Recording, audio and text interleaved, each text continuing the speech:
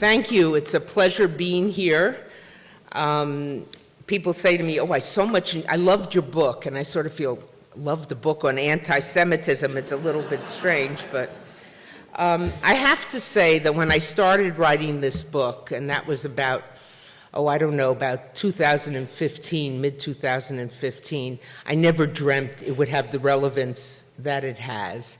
And sadly so. We all write books and want them to be relevant, but this is one that I would have preferred not to. A week ago today, the New York Times had 3 articles, maybe a little more than a week ago, 3 articles alone on the topic of anti-Semitism. And not an news article and then an analysis, but 3 separate articles. One on anti-Semitism in France with the yellow vests, one on anti-Semitic attacks in Brooklyn, and one on the UK Labour Party. I just got off the phone before I came here, or for Skype, for an interview with Australian National Radio, and it's been like that nonstop.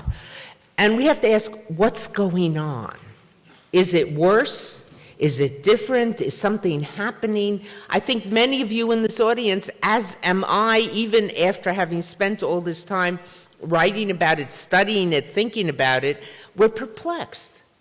It's sort of like we got hit in the head. Where did this come from? How did this happen? So I'm going to start to lighten the mood slightly. And those of you who've already seen the book know that the book is full of jokes. Not lots and lots of jokes, but there are quite a few jokes. But I think, we Jews, every people tell jokes about themselves, but we use jokes in a very ironic manner. I mean, that's one of the reasons when Jeremy Corbyn said, he said Zionists, but he clearly meant Jews. Jews have no sense of irony. I said, are you kidding? We invented irony, the definition of, I'll get to that in a minute. But here's a joke that I heard when my first time in Moscow. The first time I visited Moscow, I went to visit refuseniks, sent by the Israeli government. The Israeli government then, Israelis could not go to Soviet Union after 1967 because the Soviet Union broke relations with Israel. And the Israelis would find Americans, Brits, people with strong passports, with a strong government behind them, French, English, British, etc., to go to visit refuseniks, to bring them things, to bring out names and addresses so people could get invited. It was a very low-level spy operation, not spy so much, but because the Soviets knew exactly what was going on. But in any case, I went with a friend, and we were visiting refuseniks in Moscow. And one night, we were walking on the street with some of the refuseniks, and as we walked, they'd say, that's my KGB man over there, but he's going to switch with that man over there because it's 8 o'clock or whatever. And one of them told me the following joke. I don't know whether the refuseniks made it up or not, but I heard it from them. So this refusenik tells me that a rumor goes out, a story goes out, a news goes out that a store in Moscow is going to get a shipment of shoes. And if you knew anything about the Soviet Union, you knew that it was not a place replete with consumer goods. It was very, you'd go past a store window and they'd have a display, and the display might be a very nice display, but there'd be an inch of dust on it because those same things had been in the store window for 5 years, 6 years, and then when you went into the store, they had nothing. So a rumor goes out that a store is getting a shipment of shoes. It's January, it's dead of winter, Moscow winter. Everyone is very excited. People line up beginning in the middle of the night to make sure they will be online to get shoes. The store opens 9 o'clock, 10 o'clock in the morning. Some people have already been waiting for a couple of hours. And the manager comes out and says to everyone online, we're not going to have enough shoes for everybody who's lined up. All the Jews go home. Jews, you're not getting shoes. So the Jews leave the line and go home. A few hours later, he comes out, we're not going to have enough shoes for everyone. All non-party members leave the line. So the non-Communist Party members leave the line. Comes back a few hours later, oh, we're not going to have enough shoes for everyone. All non-veterans of the Great War, World War II, leave the line. Finally, they're, only veterans of the Great War with their medals waiting. He comes out about 6 o'clock. He says, we're not getting any shoes today. Everyone go home. And as two of these veterans are walking away, one says to the other, those Jews, they have all the luck.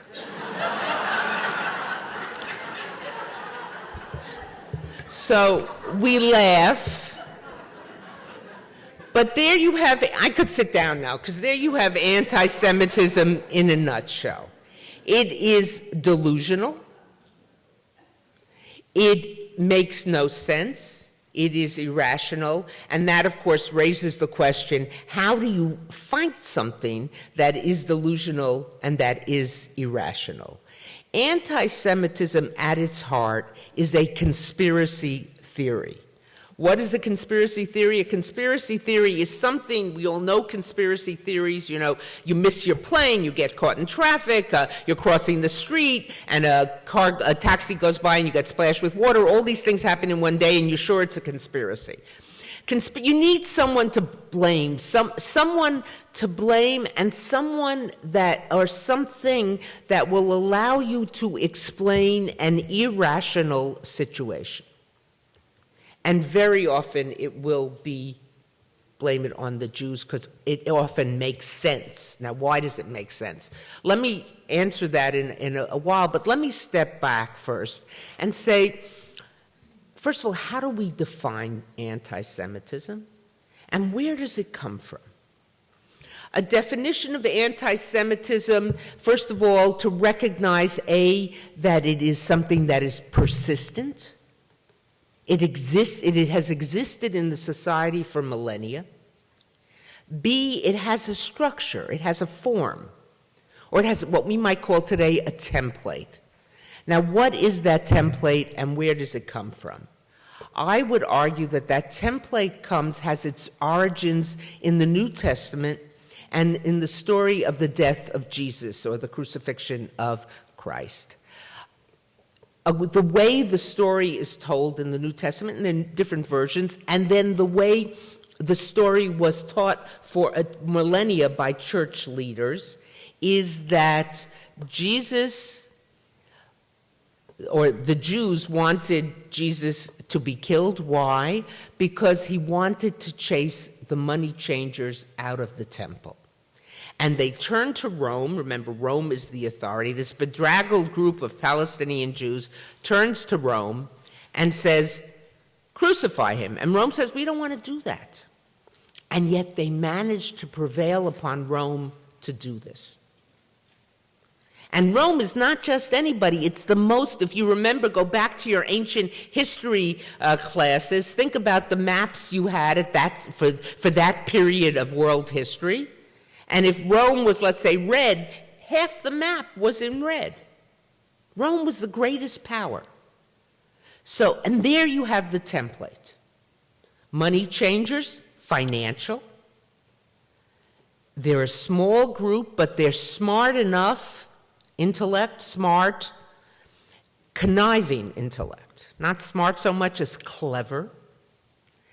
And with those attributes of cleverness, the ability to get a power greater than they to do their dirty work for them, despite the fact that it might harm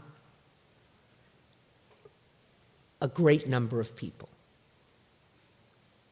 And that's the template. If you want to know, is it anti-Semitism? Look, sometimes someone can dislike you just because they don't like you, or maybe you're a lousy person, I don't know in here, but they can just dislike you. But how do you know when it crosses the line from dislike into anti-Semitism? You look for those elements. Let me give you an example. Fast forward to a topic I know well, Holocaust deniers. If you were to sit down next to a Holocaust denier, some of you have heard me say this before, I travel quite a bit, and I have a cardinal rule. if it's a short flight, Atlanta LaGuardia, or it's a long flight, Atlanta to Stockholm or whatever, I never talk to the person sitting next to me until we're about to land. And then the captain says, ladies and gentlemen, please fasten your seat, da, da, da. And then I turn and I say, is this home for you? What do you do? And I'm a researcher. That's the skill I have. So in a short amount of time, I can get a lot of information out of them. And if they're really interesting, I'll get a business card, an email. I'll say, let's continue this conversation or something. But if they're a nudnik, what I'm going to tell them, I teach about the Holocaust, and for 12 hours I have to listen to, inane questions, or why does everyone hate the Jews, or things like that. But let's say you sat down next to a Holocaust denier, and they spent the time of the flight haranguing you and showing you, oh, it's the Holocaust and what didn't happen, giving you all sorts of information. The logical question you would ask after hearing all this is, why? What's in it for the Jews to make up this myth? Why do they do that? And the denier would have a very explicit answer. His answer would be, well, what did the Jews get out of the Holocaust? And I put get out of the Holocaust in air quotes. And the answer often given is State of Israel, even though historically it's much more complicated than that, and there would have been something even without a Holocaust, maybe not looking like an independent state, but that's the perception. And what's the other thing the Jews got out of the Holocaust? Reparations, which is a fancy word for money.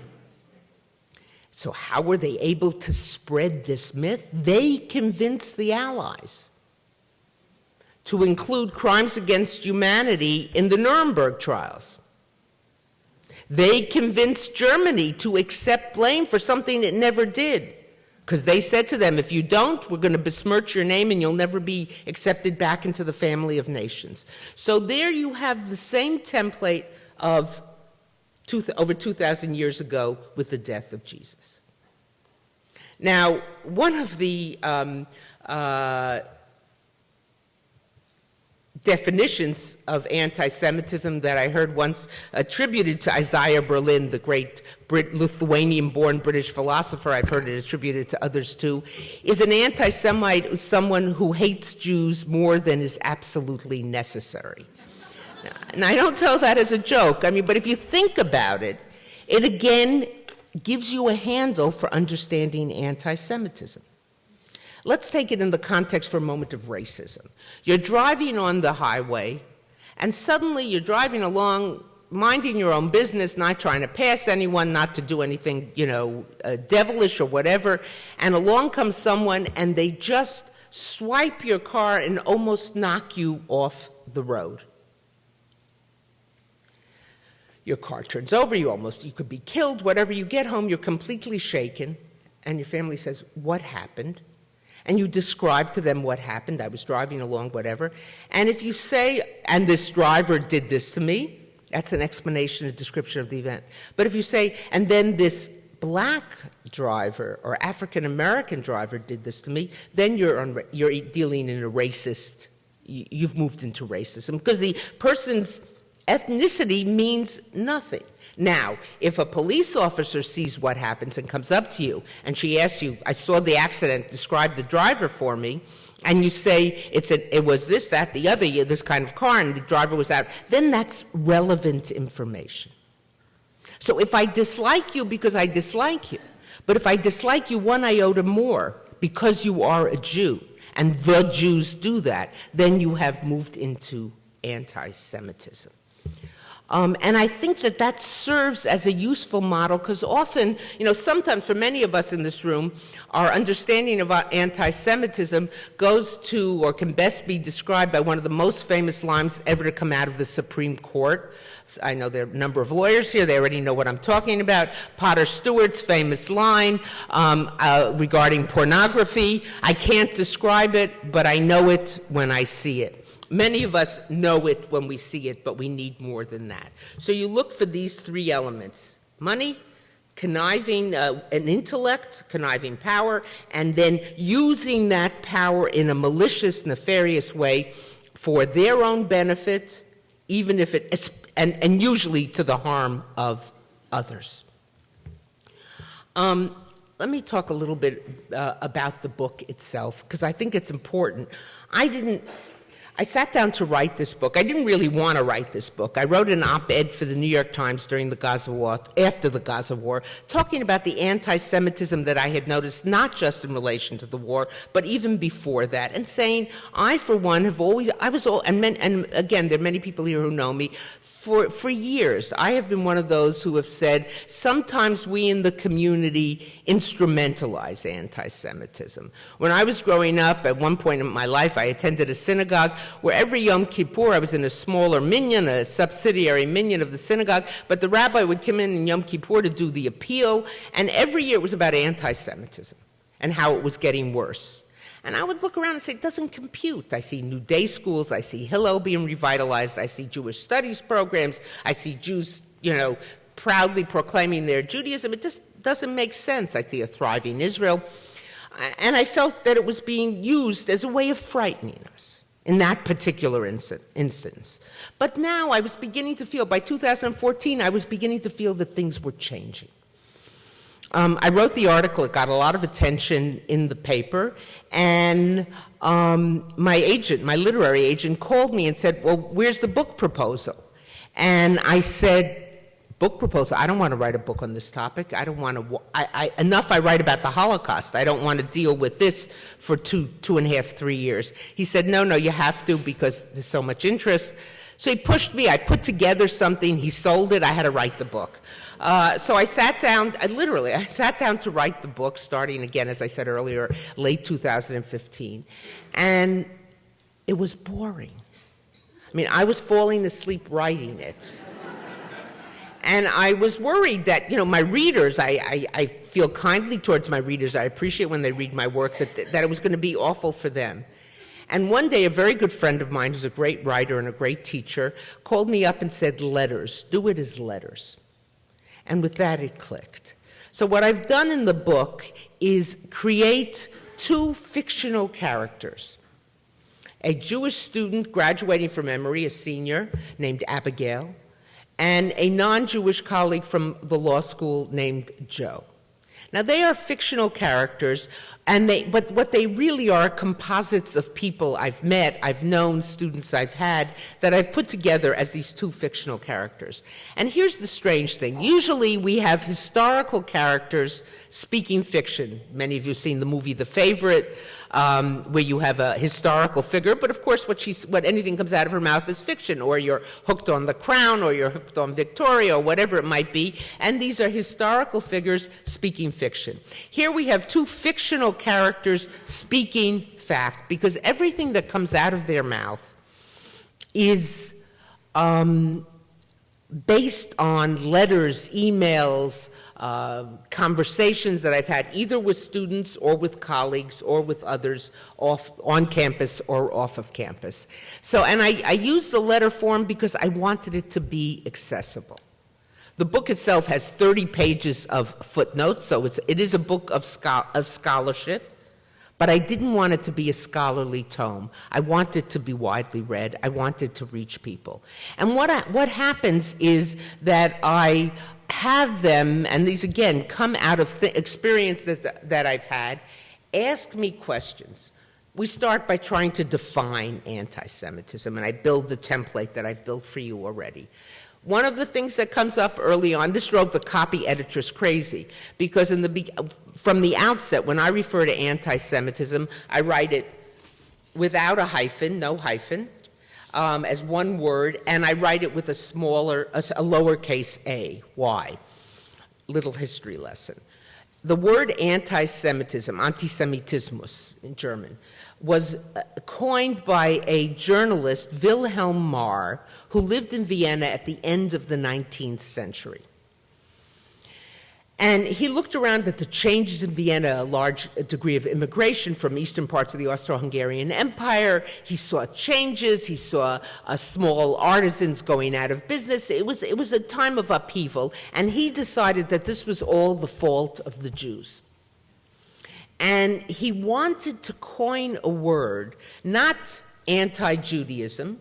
He wanted a word that was larger than a religious connotation.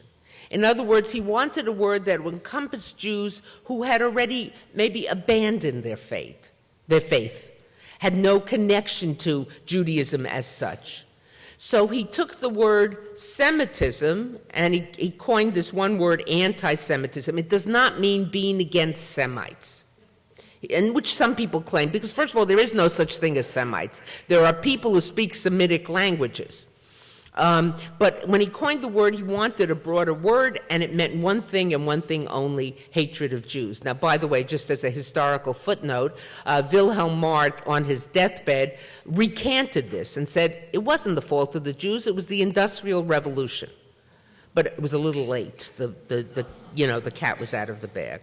And the reason I write it with a lowercase a is my own little form of protest, that this word, which has caused us such grief and such carnage and such pain, doesn't deserve a capital letter. But that's one of the reasons. So we define it and we figure out how to spell it. But the reason I say it drove the copy editors crazy, because in my letters, I'm always I write it as one word. But in Joe's letter, he writes it with a small a and a capital S. She writes it with a capital A and a capital S. So I said, until the point we get to a definition, it's going to make you nuts, but we worked it out. But then, who is the anti-Semite? There's one form of the anti-Semite who is very easy for us to recognize. Everybody recognizes him or her as the extremist. The people marching across the campus of the University of Virginia in Charlottesville with arms outstretched, chanting, "Jews will not replace us." The Nazi-like character. We all know those characters, and everyone is equally against them, whether they believe it or not. But that's someone. It's like in terms of racism, it's the person marching down the street in the Ku Klux Klan outfit with the white sheets, flowing. That person is easy to oppose and easy to identify. It's when you move away from the extremist that you begin to ask questions of who and what. So in the book, I have a typology. I start with the dinner party anti-Semite. The dinner party, or in the German edition of the book, they called it the Salon anti-Semite. The person who would never think of doing anything violent, never think of embracing Nazism. The person who sits at a dinner party and says, "Oh, my firm just hired a new young person, a Jew, but he's very honest." Or what happened to me, which I didn't even think of when I was writing the book. It was only when I was being interviewed, I think it was by the New Yorker, I don't remember who it was, when I suddenly this memory came up. It was my first job. I was at the University of Washington in Seattle, a very fine university, and I was the first professor of Jewish studies. I was a professor of Jewish history, but the first professor officially dealing with a Jewish topic. People in the English department who taught, contemporary American literature were basically teaching American Jewish literature, Malamud, Roth, Bellow, et cetera. But that wasn't their position. My position was a slot in modern Jewish history. And it worked out beautifully. My classes were full. There was great excitement. I was an active member of the department. My work was being published, et cetera, et cetera. And after about 8 months there, a colleague of mine just said to me nonchalantly, "Let's go have a cup of coffee." So I said, "Sure." And while we were having coffee, he said to me, "Deborah, I have to tell you something." I said, "What?" He said, "When I heard who had gotten the job, and I realized you were a Jewish woman from New York, I was really worried. But you're terrific. You're a real addition to the department." And there you have that dinner. And I, to my utter regret, didn't say anything. I was, first I didn't know anything. I was fresh out of graduate school, and I was just sitting there choking on my coffee thinking, does this man realize what an overtly anti-Semitic statement he's made. Franklin Foer, the journalist, described, he was a philo-Semite, I like Jews very much, as the anti-Semite who likes Jews, the lover. So, but this is, so the dinner party person, never going to do anything bad, but in the 50s, the person who made sure that, or even into the 60s, belonging to the country club, we don't have Jews here. If somebody brought a Jewish guest, made sure to say something to them that this was not acceptable. But it's not just the dinner party anti-Semite. There's also a type that I describe as the anti-Semitic enabler. And in this section of the book, I get into a little bit of politics. And what I have, and this actually happened to me when I was lecturing once in Oxford, a group of students, I just went out for a drink with a friend after the lecture to a pub, and a group of students were sitting at the next table, and they had been at the lecture, and they began to engage me in conversation. And basically what they were arguing is, this happened recently, who was more of an anti-Semite, Jeremy Corbyn or Donald Trump? And was either one an anti-Semite? And we had a long conversation, and now I've transformed it into a letter that I'd gotten from these students. And basically what I argue is I have no idea if either one of these gentlemen is an anti-Semite. About Corbyn, I'm a little more sure. Trump, I tend to doubt it. I tend to think he's very proud of his Jewish son-in-law, he's very proud of his Jewish daughter, his Jewish grandchildren. But both of them, on the two different ends of the political spectrum, have engaged in rhetoric, have engaged in language, have taken actions that has given comfort to anti-Semites. And the fact of the matter is that extremist anti-Semites, white supremacists, when we talk about white supremacists, white nationalists, recognize that not only are those people absolute racists, but they are also absolute anti-Semites. I mean, to go back to Charlottesville for a minute, I'll come back to Trump and Corbyn in a moment, but think about Charlottesville. What were they chanting? Jews will not replace us. What does that mean? What they were saying, there's something that the anti-Semites on the right, the white supremacists, adhere to, is called replacement theory. Replacement theory actually argues, and it's such an ugly idea. It's even within a topic on a lecture on a hateful topic, it's particularly hateful. They argue that people of color, blacks, Latinos, are not smart enough or accomplished enough to replace a white person. In order for them to be doing this, or for to be streaming into this country, hordes coming across our southern border, as has been described, there must be someone behind them, someone manipulating this, someone doing this. Who must it be? Jews. Why did that murderer go into the Pittsburgh synagogue to shoot up the people who came to services? He went because they had the Tree of Life Synagogue had a Shabbat dedicated to HIAS, the Hebrew Immigrant Aid Society, which now originally helped Jewish immigrants and now helps immigrants of all stripes and colors and backgrounds and faiths, etc. And what was he yelling as the SWAT team was bringing him down? We will not let you harm, destroy, I'm paraphrasing here, the white race. In his eyes, Jews are not white, they're Jews. See, here's where you get a comparison or a contrast between racism and anti-Semitism. Both are forms of prejudice. Both make no sense. Think about the etymology of the word prejudice. Prejudge. Don't confuse me with the facts. I've made up my mind. I meet the stereotype coming down the street a block before I meet the person. I know who you are because you're black or you're brown or you're Jewish or you're gay or you're a woman or whatever it might be. But the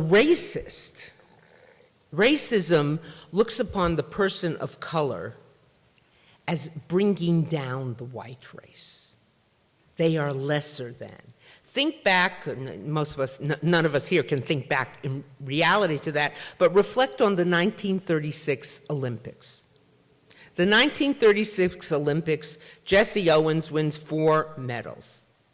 An unparalleled, never happened before athletic feat, and you can say F-E-E-T or F-E-A-T, either way it was both, you know? And the Germans had a problem. How could they explain to the Aryan people, Aryan, of course, being a concept that they took and made up, and it's a completely, ridiculous kind of thing, but how could they explain that this black man had run faster and outjumped in 4 different competitions, Germans? So what did they say? They said he's a black man with origins in Africa. And on their genetic and evolutionary structure, he is closer, genetically and physically, he is closer to an animal, to a horse, than he is to a person. Therefore, even the most talented Aryan could not have beat him. So the racist, you can transpose that to lots of other issues, but the racist is punching down. The anti-Semite is punching up. The Jew is clever. The Jew is manipulating. The Jew is the House of Rothschild. The Jew is the George Soros. And you can agree or disagree with George Soros on his political stance, his economic stance, but when they say George Soros, they're saying one thing and one thing only: Jew. You should know that. It's not about his stand on refugees or his stand on immigration, it's Jew. So that the anti-Semite is punching up, the racist is punching down. 2 different forms of prejudice. To go back to this dichotomy, or these 2 people at different ends of the political spectrum, both of them have enabled anti-Semites. Whether they are or not, what's in their hearts, I don't know. And on some level, that's the wrong question to ask. That's between them, and as I like to say, between them and, if they believe in a God, their God, but between them and their cardiologist, what's in their hearts. It's what are they doing? What messages are they sending? What dog whistles are they emitting that makes people who are anti-Semites believe in them and believe that they support their views? And you see it on both ends of the spectrum. One of the things that has disturbed me greatly is what I call the weaponizing of anti-Semitism, the political weaponizing of anti-Semitism. That people on the right are excellent at spotting anti-Semitism on the left. And people on the left who never noticed anti-Semitism suddenly became attuned to it when it began to express itself on the right. Now, they're both seeing something very real. But the problem is they've got a patch over their eye and they're not seeing what's right next to them. And if you're only seeing it on the other side of the political transom, then you have weaponized it. And I think that's extremely important to understand in this battle, in this effort. One of the things, I think the 900-pound beast sitting in the middle of the room, of course, is the relationship of anti-Semitism to Israel, or the connection between the 2. And I don't have time to go, that alone could be a lecture, and even then that wouldn't be time to touch it all. But I think one of the things we have to recognize, and I'm bringing coals to Newcastle probably to an audience like this to repeat this, but it bears repeating. Criticism of Israeli policies is not anti-Semitism. Anybody who belongs to any country and isn't critical of their country's policies is a person who isn't thinking about what's going on.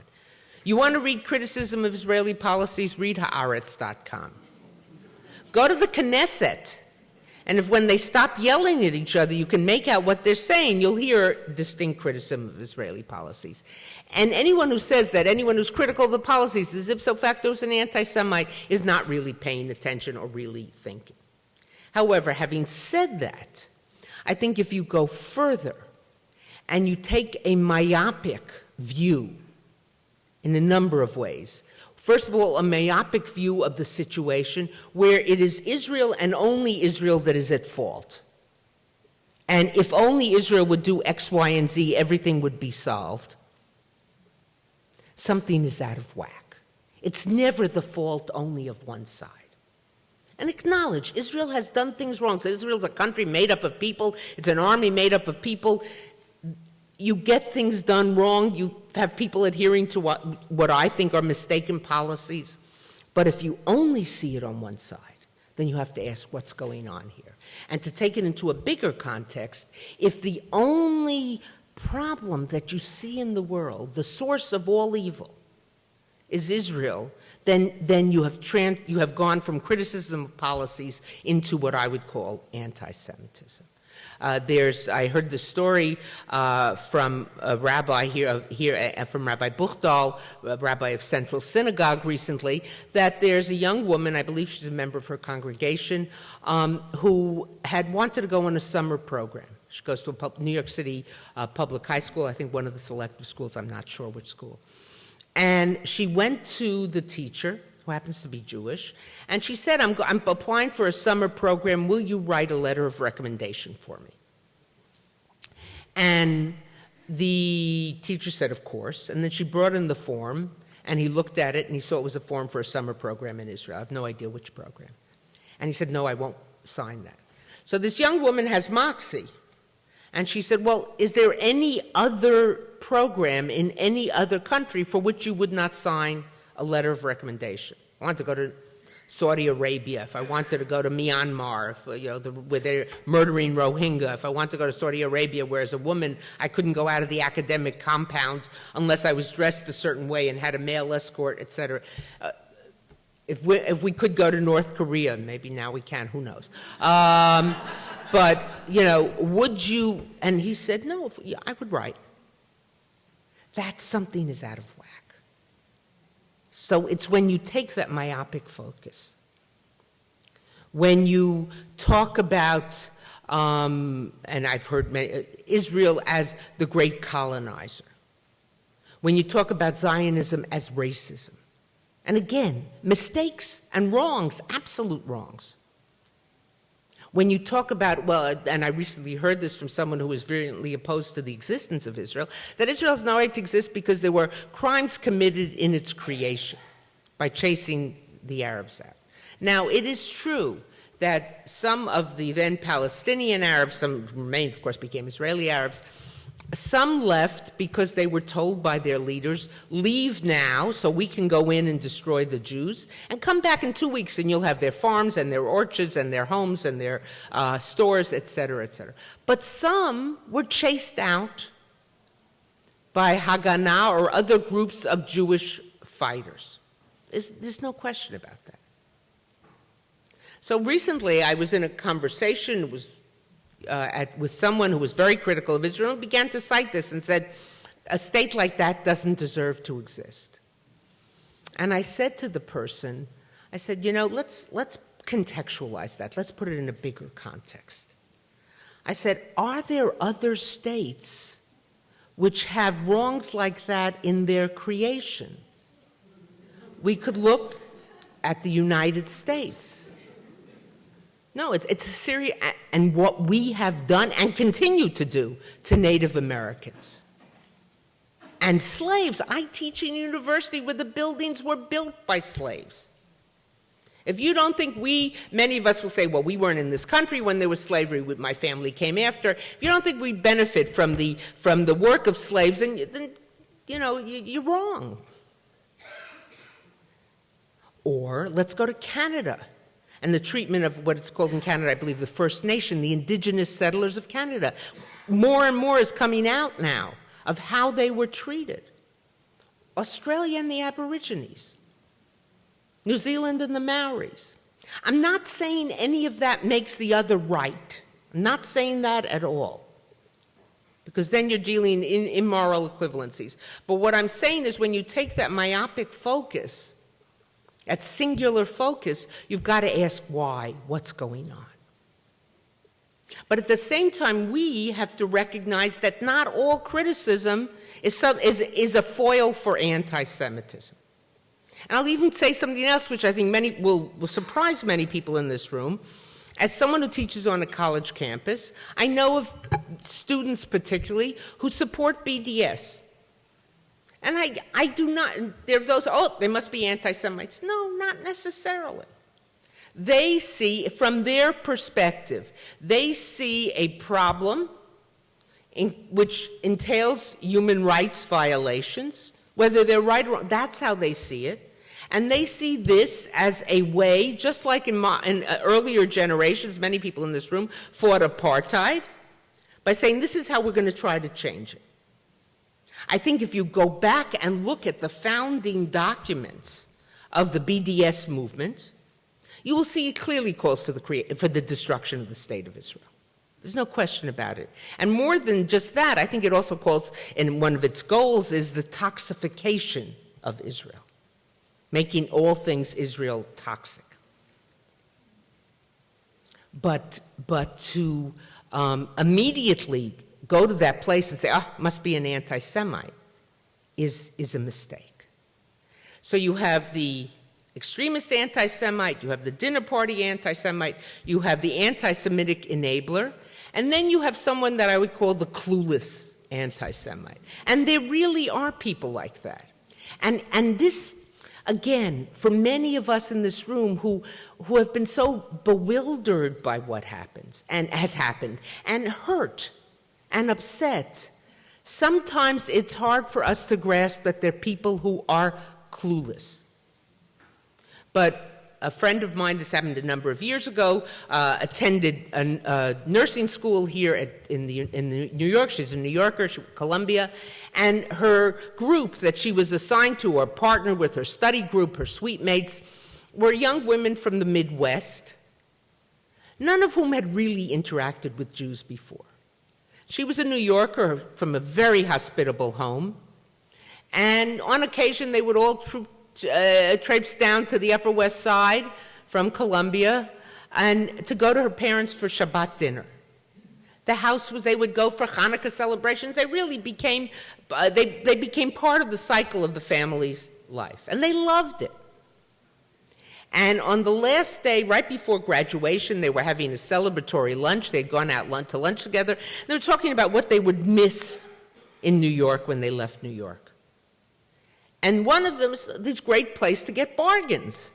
And one of them said, I've just discovered this terrific store.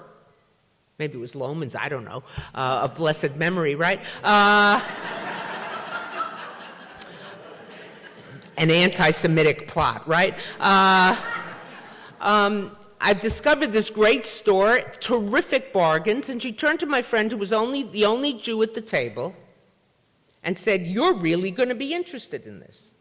And my friend, who was very quick, came up with a response, the kind of response most of us, myself included, would come up with in the middle of the night. We'd sit up in bed and say, that's what I should have said, But she turned to this young woman and she said, gee, I didn't know Jews were the only ones smart enough to want to save their hard-earned money.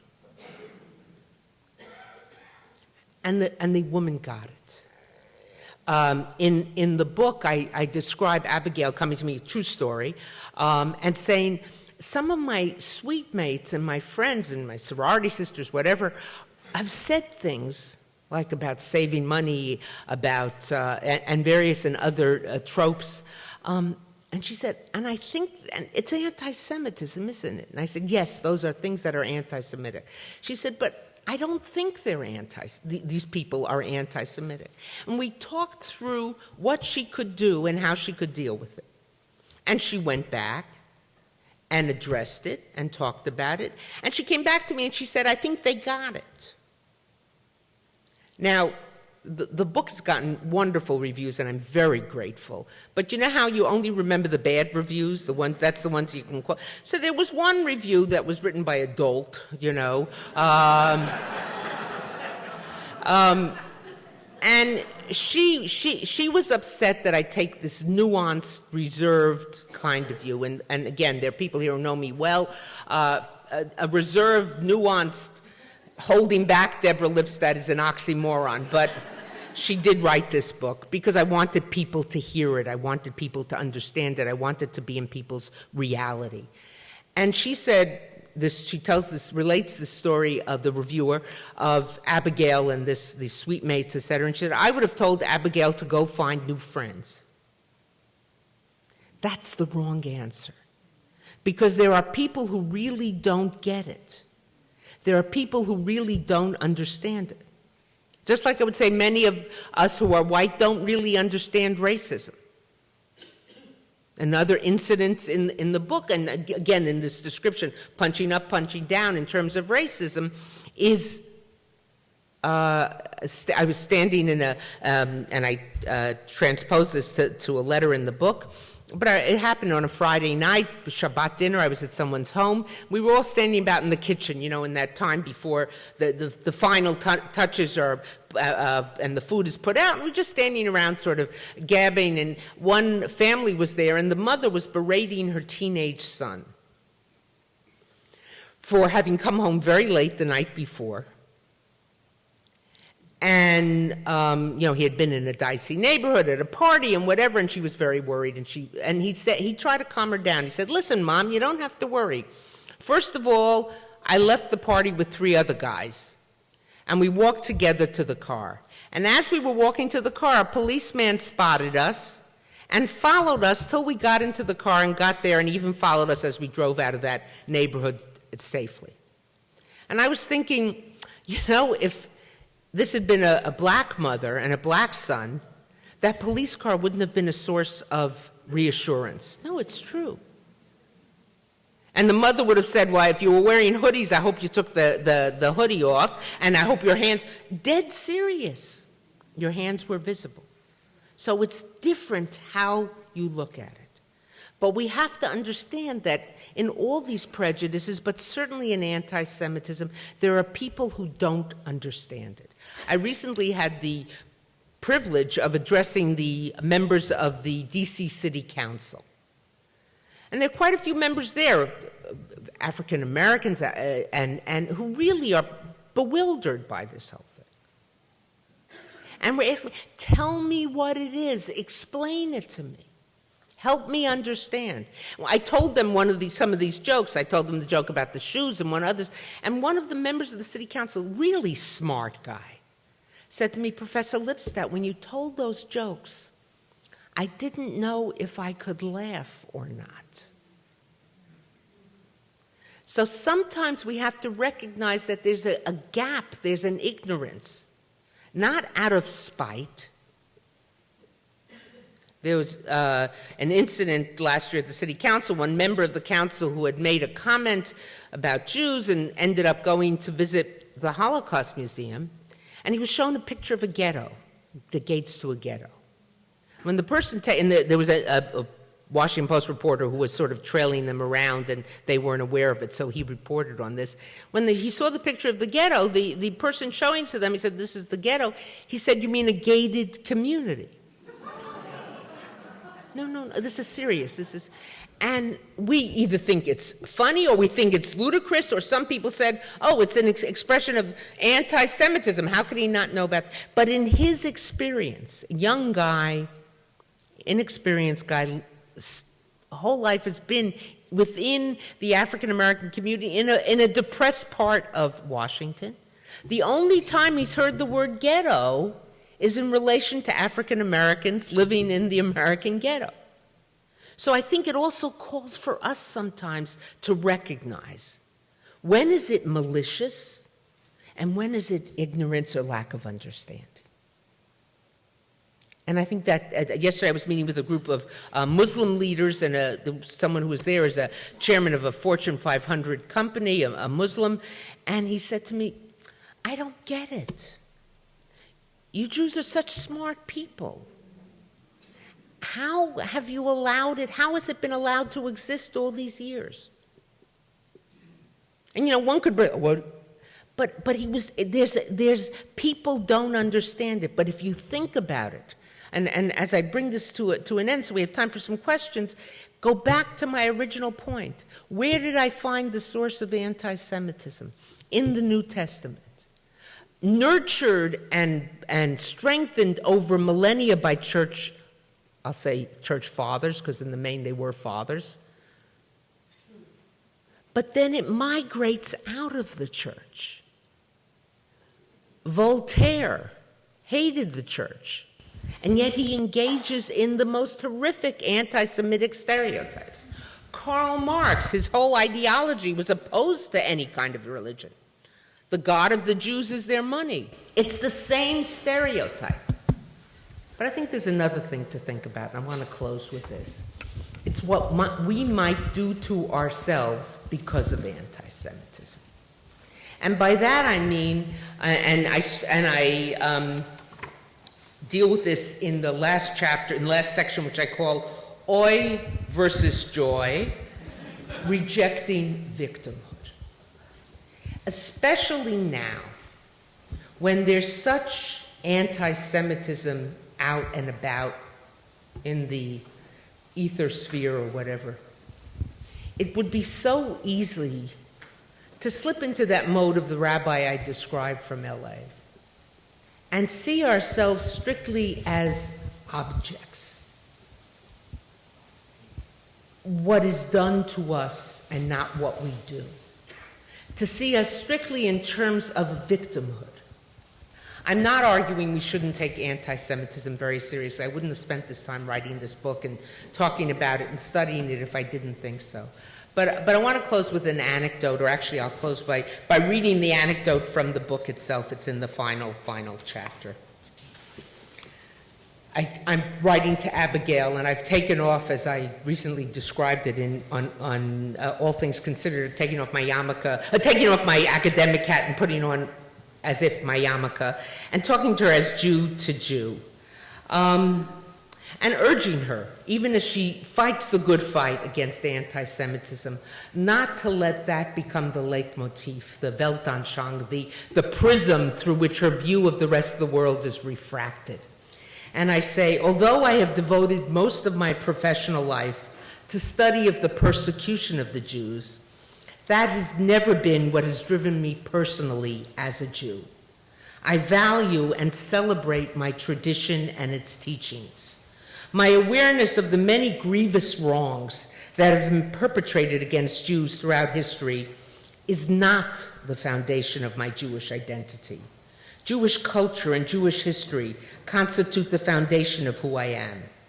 This dichotomy was clearly illustrated during the recent Jewish holiday, as I entered my synagogue, along with two friends, my former synagogue, along with two friends, a 5-year-old girl and her mother.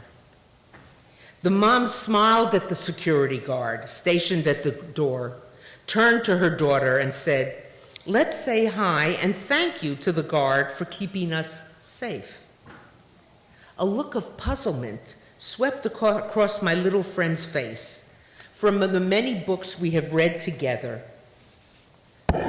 she knows about safe places and dangerous places. And in her mind, a synagogue did not fall under the latter category. It's a joyful place. It's her happy place, where she runs around with the other children in the playground, attends a children's service that is filled with singing and snacks, then wends her way into the main sanctuary, where she and her playmates help conclude the service and receive lollipops from the rabbi. Why would she need why would she need someone to help keep her safe in such a place? I even think about it, I don't write this, but think about the kiddush that takes place in so many synagogues after the service. Usually if you take your child into a room with 200 other people, you're going to say, now stay close to me, let me keep my eye on you. But if you go into, most of us go into the synagogue, the kids run around. They get what they want. Chips, cookies, olives, candy, nothing resembling protein, you know. But you're not worried because it's a safe place. And yet she has been told there's a guard outside who has to keep us safe. She's going to look across the street and see that the church across the street doesn't have a guard. She goes to a Jewish school. She's going to figure out that at her school, there's an armed guard checking who goes in and who goes out. She'll visit another school and discover that that guard isn't there.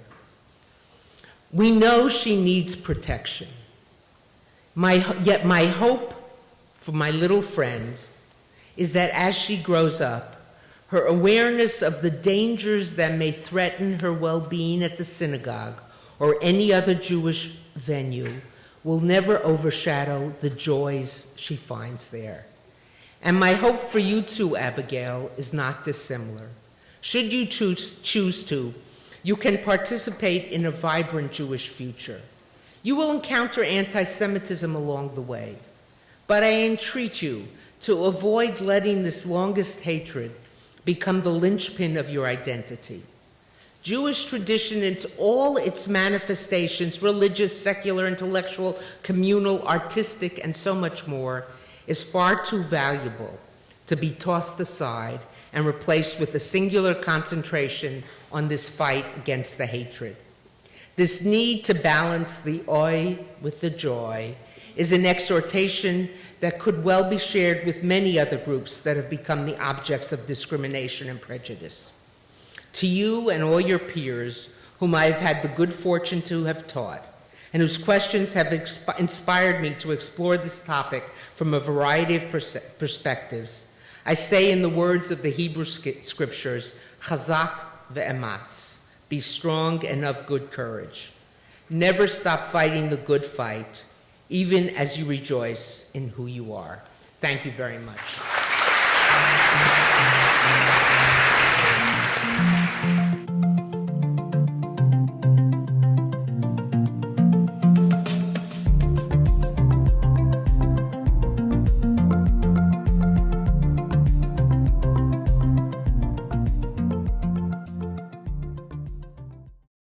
We would be pleased to send a complimentary DVD of this program to anyone who wishes to support JBS with a tax-deductible gift of $36, double chai or more.